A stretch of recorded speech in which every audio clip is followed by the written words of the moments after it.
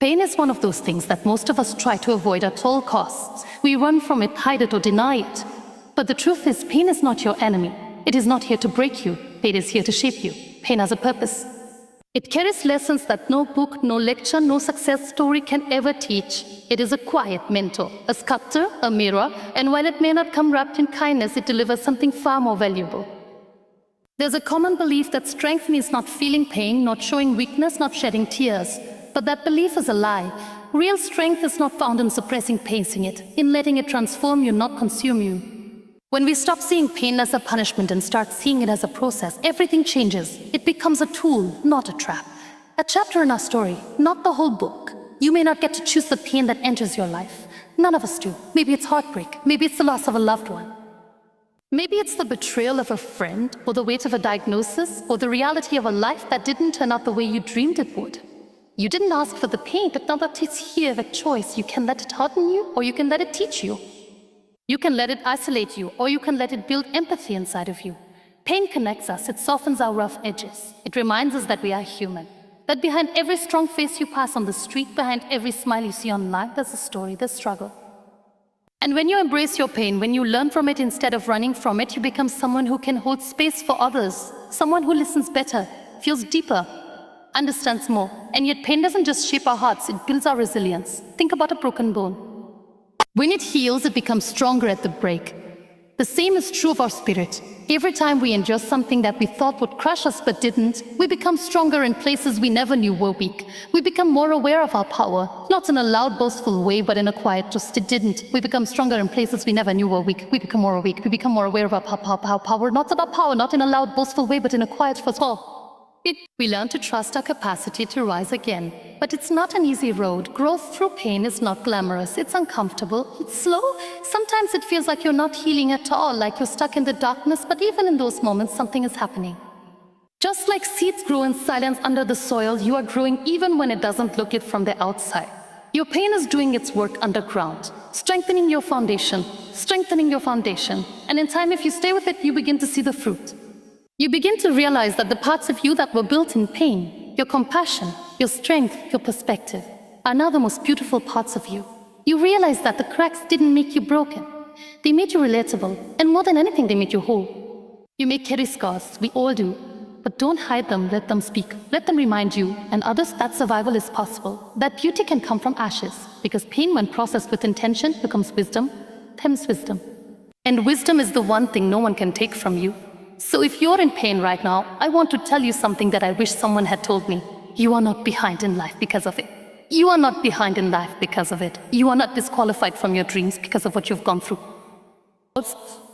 In fact, you might just be getting ready. Pain could be your preparation, your refining season, your silent teacher. Don't run from it, don't suppress it, sit with it, listen to it, ask it what it's here to teach you. And most importantly, remember this. You will not always feel the way you feel right now. Pain may visit, but it is not permanent. And when it leaves, it will leave gifts behind: perspective, humility, gratitude, courage, things you couldn't have learned any other way. Pain is not the end of your story. It's the part that makes the rest of your story worth reading. It's the part that one day will help someone else through their own darkness. And in that moment, you'll understand why you had to go through what you did. Not because it was fair or easy, but because you were chosen to turn that pain into purpose. And that is a gift. That is a reason to keep going. That is why you must never quit. We live in a world that constantly tries to define us by what we have, what we do, or what we look like. If you don't fit the mold, if you've made mistakes, if life hasn't gone according to plan, people are quick to assume you are somehow a less than. But your worth is not tied to your circumstances. It never was, and it never will be. You are not your failure, not your losses. You are not the painful chapters in your story. You are not defined by the family you came from, the career you didn't achieve, or the dreams that didn't come to life yet. You are more than all of that, because your worth is inherent. It exists within you, not outside of you. Many people spend their entire lives trying to prove their value to their parents, their friends, their employers, even to themselves. They attach it to degrees, salaries, titles, relationships, likes, and compliments. And when those things disappear or fall short, they question who they are. They feel empty, invisible, or broken. But let me say this clearly: you are valuable not because of what you've accomplished, but because of who you are. Think of it this way. If you took a $100 bill and crumpled it up, stepped on it, dragged it through the mud, would it still be worth? You are. Think of it this way. If you took a $100 bill and crumpled it, or $100. Why? Because no matter what it went through, its value didn't change. The same goes for you. Life may crumple you, throw dirt on you, or tear pieces off you, but your worth stays the same. You may have lost relationships, opportunities, money, time, or even physical ability. But those losses do not reduce your value. You are not a broken version of your old self. You are a wiser, deeper, more layered version of who you were becoming all along. And the moment you stop defining yourself by the standards of this world is the moment you reclaim your power. People may judge you based on what they see. That's okay. Let them. But don't you ever make the mistake of judging yourself by those same standards. You are not meant to fit in. You are meant to rise above, to walk your own path, to write a story that doesn't look like anyone else's. And it's important to understand this, especially when you're rebuilding your life after setbacks. Maybe you're starting over from rock bottom. Maybe you're in the middle of a storm you didn't ask for. That does not make you less worthy of love, respect, or success. You don't have to have it all together to be valuable. You just have to be honest, be real, and keep showing up. When we believe that our worth is based on perfection, we get trapped in fear. Fear of failure, of rejection, fear of not being enough. But if you can remember that your value is constant, that it's unshakable even in hard times, then you become unstoppable. Because you stop performing and start living. You stop proving and start healing. And you begin to walk in a kind of freedom that the world can't give you, and therefore can't take away from you either. You see, true confidence doesn't come from being flawless. It comes from knowing that you are enough even with your flaws. It comes from owning your story, all of it, not just the victories, but the scars show that you've lived, that you've endured, that you've learned, and that you're still here. Sometimes the most powerful thing you can say is, I'm enough right now. Not when I lose the weight, not when I get the job, not when I earn the degree. Right now, in this moment, just as I am. That is a revolutionary belief in a world that constantly tells you to be more, do more, have more. And once you believe it, once you really believe it, to start to make this a self-worth instead of self-doubt. You stop settling for things that don't align with your value. You stop tolerating relationships or environments that drain your soul. You stop begging for validation because you know you already have everything you need inside you. That's the beginning of true strength. Not outer success, but inner stability. A calm knowing that no matter what changes around you, your worth stays rooted, firm, untouchable. And from that place, you begin to rebuild a life that reflects who you truly are, not who you were told to be. So never let a bad chapter convince you that the whole book isn't worth reading. Never let a failure convince you that you are a failure. And never let anyone, not even your own inner critic, make you feel like your worth is up for debate. It's not. You were born with it. You carry it still. And it's time you live like it. Comes a time in every life where motivation runs dry, where nothing seems to be working, where the voices around you, maybe even the one inside your head say, just quit trying, quit dreaming, quit hoping.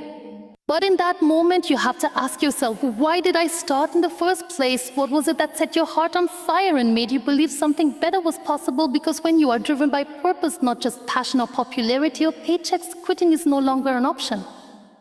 Purpose is the deeper reason behind everything you do. It's what gets you up when life knocks you down. It's what fuels you when motivation fades. Purpose is the compass that keeps you moving in the storm when the path disappears.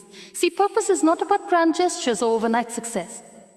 It's not even about having everything figured out. Purpose is about meaning. And when what you do connects to something meaningful, something that matters beyond just yourself, that's when you discover strength you never knew you had.